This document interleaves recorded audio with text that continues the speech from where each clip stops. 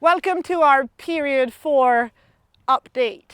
So much has been going on and the area has progressed so far that one video would not be enough to explain to you all the beautiful archaeology that is going on under our feet. So please do catch up with our previous videos and get a background of what I'm about to tell you. We've got some really interesting developments going on in the trenches, and period 4 has done a fantastic job of clarifying what is going on in the 3rd and 4th century in the northeastern quadrant of Vindolanda. I should remind you that the northeastern quadrant is the last quadrant to be excavated here, and the aims and objectives of our excavations are manifold, but one of the first ones is to determine whether our theory that the southern half of the fort was dedicated to cavalry and the northern half of the fort was dedicated to infantry is supported by the evidence. I'd like to tell you that we've got a strong and real answer for that, but we don't just yet. However, we do have some really interesting buildings starting to appear. Over here, we've got a very long, narrow, rectangular building. It starts over here, and I'm going to now walk the length of it. It goes all the way up to this corner, and then proceeds across that way, and it's bordered to the south by a lovely drain. So I'm going to go stand on the southern wall. Here it is, a rather lovely, almost 1 meter thick wall. That's the south, that's the north over here. So I would say it's about 3.5 meters wide. It's lovingly paved, and on one of the paving stones we found yet another phallic image. We are at our second phallus carved on this road, and interestingly they're all pointing in the same direction. What we're really learning here is that this building has been repaved several times. So we've got pavement number 1 just here, really big thick slabs, contemporary with the oven structure that we had excavated in the previous periods. We've got pavement number 2, the one with the phallus. And then we've discovered underneath pavement number 2 that an earlier building with the same floor plan existed in this area. So here I am, standing on the earlier wall of the very same building, just a few centimeters below the 4th century wall. The wall probably sort of matches in width, and it also matches in depth. And the other side of this is right here. So in a sense, we've got the same building happening just about a meter distance from its predecessor. And its predecessor has got exactly the same floor plan. It's a bit like shifting your whole kitchen about a meter to the side. So it's really interesting. Why is it happening? We don't know yet. We've also got the next building starting to appear. So 4th century building here and 4th century building right here. So it's really, really interesting. We are not finding what we were expecting to find. We were expecting to find cavalry barracks or infantry barracks. Instead, we're finding these thin, long, rectangular buildings that are neither the typical infantry chalet that we see in the 4th century, nor the typical large, rectangular 4th century cavalry barrack with a decurion's apartment that you can see in our opposing quadrant. Really, this is not what we were expecting to find at all. We've had some amazing pottery, we've had some incredibly tiny finds, the smallest bead, and really these guys have done some amazing work. All that is left to do is to start taking the turf further that way. We've got an inkling of partition walls.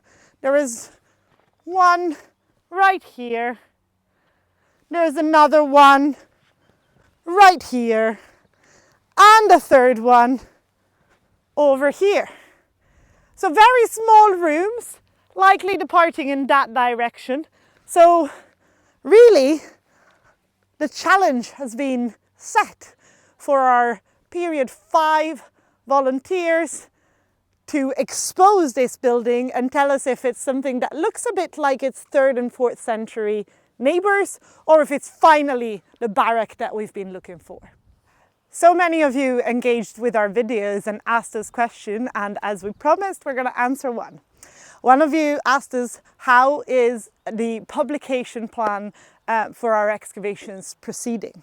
I'm very excited about our publication plan. That's what we do most of our winter. We publish a lot in peer-reviewed journal because we believe that it's important to share with other people and to not just talk about archaeology, but how archaeology and other disciplines such as archaeological science can work together. In terms of the publication of the excavation that's currently going on, what we're going to be doing going forward is we're going to be publishing one interim report per winter. So every winter you'll get an update of what the summer has entailed and what we've discovered. We're going to do that for both the sites of Magna and Vindolanda, and the first report for the site of Magna for last year is already available both online and to purchase in our shops. So for these period finds, we have a lovely selection from context 46.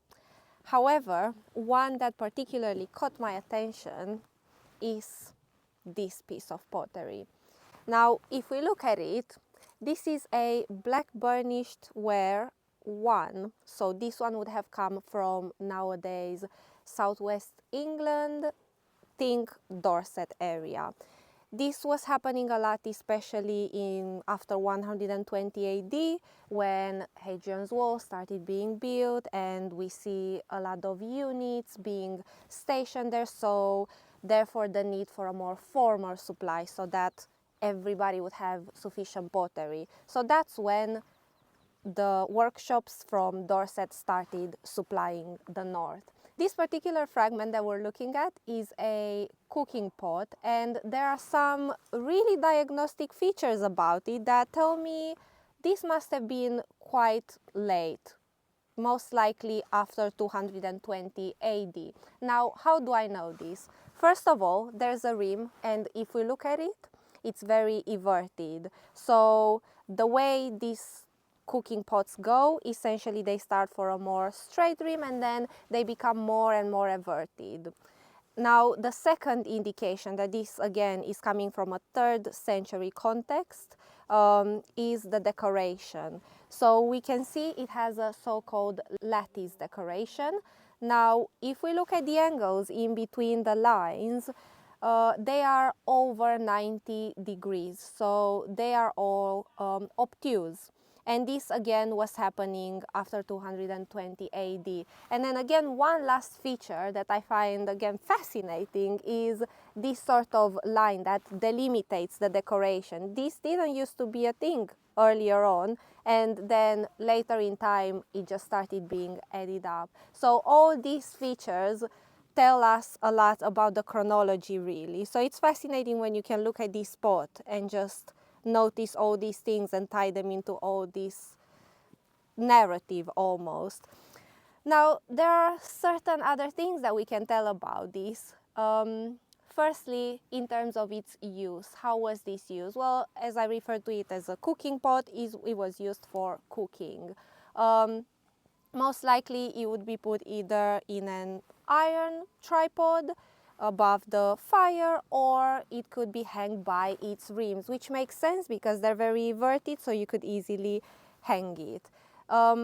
This particular fragment must have been used and abused quite a lot. We see some traces of soot here and some burning on the inside. So all of this tells us that it's been heavily used in cooking something. Now what? We don't know. Maybe that's the next step, some residue analysis. There's more pottery to come, and stay tuned. We're gonna give you regular updates about new fascinating sherds like this one.